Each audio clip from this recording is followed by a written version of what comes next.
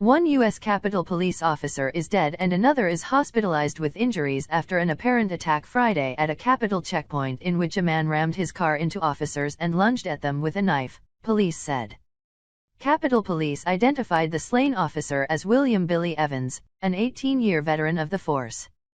Evans began his service on March 7, 2003, acting Capitol Police Chief Yogananda Pittman said in a statement, and was a member of the Capitol Division's First Responders Unit. No other details were given. The suspect, who has since been pronounced dead, entered the north barricade of the Capitol just after 1 p.m. ET, ramming his car into two officers and then crashing into a barrier, Pittman said at a briefing. Officers engaged the suspect, she added, but he did not respond to verbal commands. He exited the vehicle and began lunging toward police with a knife visible in his hand, at which point officers fired their weapons, killing the suspect. The two officers were transported to two hospitals, and Pittman said earlier that one had succumbed to his injuries. Little is known about the suspect or possible motive, authorities said, as the investigation remains in its early stages. Pittman said Capitol Police did not have the suspect on file, so there is at present no indication that there's any nexus to any member of Congress. Video from reporters at the scene posted on Twitter appeared to show a car that had crashed into a barrier. In the videos, at least two people were carried on stretchers into waiting ambulances. The Capitol was placed under lockdown amid what Capitol Police described as an external security threat. No entry or exit was permitted, and police said, "If you are outside, seek cover." Capitol Police tweeted just after 3 p.m. that it had cleared the external security incident at all U.S. Capitol campus buildings but said the area around the scene would remain restricted.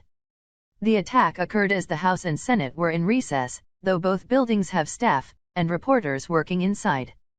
Several lawmakers took to Twitter to share thoughts and prayers for those at the Capitol as the situation unfolded.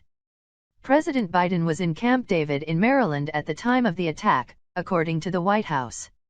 A statement from the Washington, D.C., Metropolitan Police Department said, a call came in at approximately 1:05 p.m. to the unit block of Constitution Ave, NE, for the report of a possible shooting.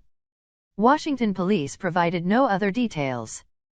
The FBI's Washington field office said it had responded to an incident at the U.S. Capitol and is providing support to Capitol Police. The D.C. National Guard said it deployed a quick reaction force, including National Guard soldiers and airmen, to the Capitol complex to support Capitol Police.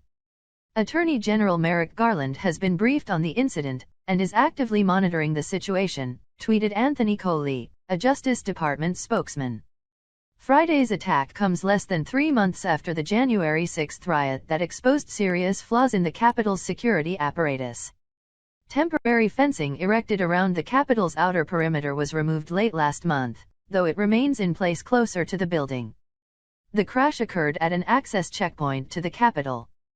Capitol Police have said that a reduced perimeter will stay up while it works with congressional stakeholders and law enforcement partners to strengthen our security posture. NPR congressional correspondent Claudia Grisales reported of concern among lawmakers from both parties about the prospect of making the fencing permanent. Pittman noted that it has been an extremely challenging year but said the force's security posture at this time remains the same.